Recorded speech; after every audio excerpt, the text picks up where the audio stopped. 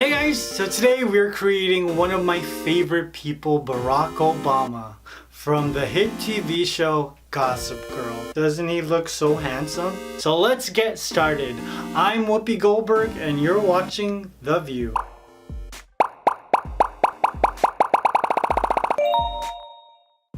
We're making Ralph from Wreck-It Ralph. I just like saying nonsense. And this video is actually a collab with one of my favorite cake decorators on YouTube, Zoe from Zoe's Fancy Cakes. I turned Ralph's face into a cake and she turned Vanellope von Schweetz into this bomb doll cake. Yeah, I'll leave links at the end of the video so you can go watch it. It's ridiculous how good this looks. And to create this cake, I'm starting with a pecan cake that I dyed red. I really wanted to eat pecan. Pecan's my favorite. Pecan pie. Oh, it's just so yummy. And I baked my cake in an adjustable cake pan that I saw on TV.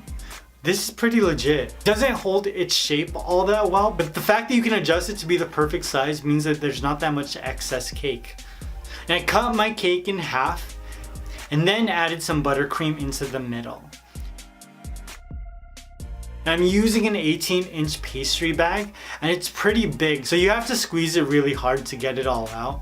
That's what I'm just using an offset spatula to smoothen out my buttercream, and then I added my second layer of cake.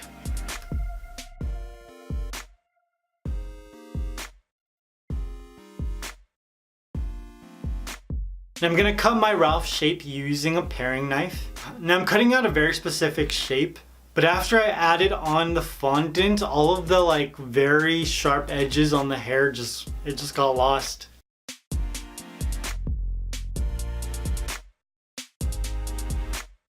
I'm gonna clean up my cake board and then transfer my cake onto my cake stand. After that, I started to carve Ralph's shape. I'm cutting away the sides of the cake and just started to focus on adding dimensions to his face. I just separated the upper and the bottom parts of his face. Yeah. The upper part of his face needed to be a little bit lower than his mouth and his chin area. And I was trying to be very specific about where his eyes were and how deep they were so that I could make the eye sockets just right. And then I started to work on his hairline.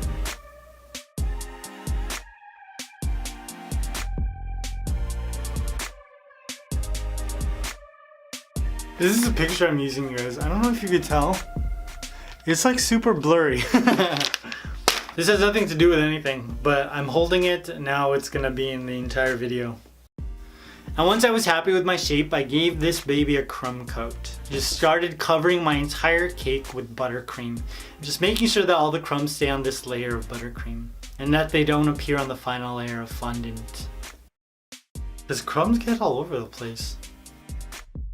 After I gave my cake a crumb coat, I placed it into the fridge for about, say a good hour. I was watching all of my favorite videos from Zoe Fancy Cakes. This Jurassic World T-Rex cake is incredible. You're gonna hear me say that like a million times in this video. The amount of texture and detail that went into creating this dinosaur is incredible.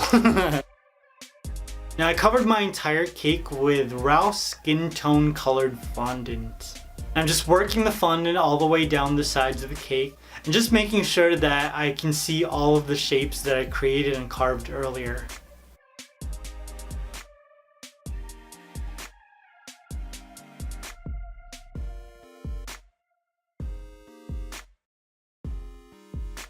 Now, using a flexible sculpting tool, I started to trace his face. I wanted to make sure that I got his hairline in the perfect place, as well as the separation between the top and the bottom half of his face.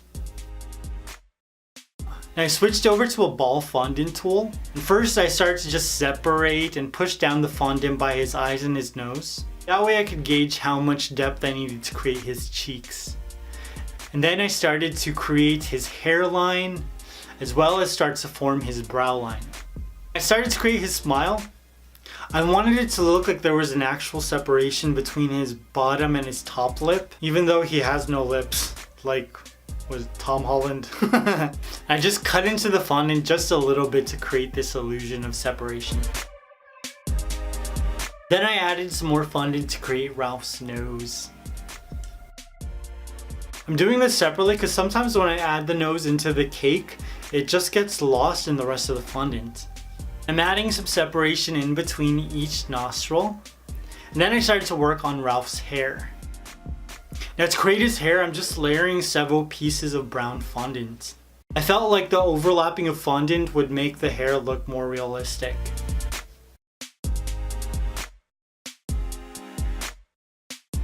And then I just kept looking at my picture, like again and again.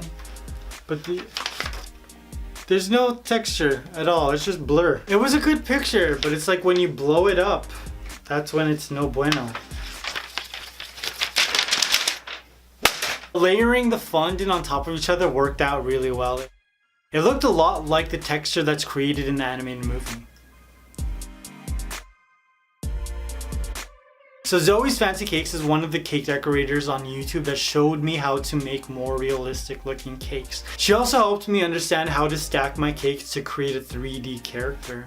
I was always really scared of that, which is why I stuck to like cupcakes and cookies for a long time. I know I feel like I'm gushing, but I learned so much from her. This flash cake from Zootopia, oh god. See, this taught me how to contour and to add shadow and detail. It just looks so good. Once I was happy with his hairline, I created his ears. There's no real texture to them, they're just very square. I layered this on top of his hair, and then on top of that, I added on his sideburns, just giving them the same sort of texture that all of his hair has. And I added 2 bushy fondant eyebrows, again adding the same texture that's on the hair that's on top of his head. So I really liked Wreck-It Ralph, and I'm really excited to watch Wreck-It Ralph 2. I wonder how they're gonna handle the dark web, because the dark web is not family or kid friendly at all, but they decided to include it, so I'm curious about what they're gonna do. And before I added his eyes, I realized his eye sockets weren't deep enough, so I'm just using a ball tool to add more depth.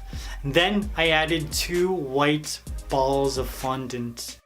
I'm using small circles of fondant to give him pupils, and they look really flat. So with a little bit of light brown food coloring, I just painted the rims to give them some depth. And then I used white food coloring to add some catch lights. And yo, that small amount of detail adds so much to this cake. It looks so realistic.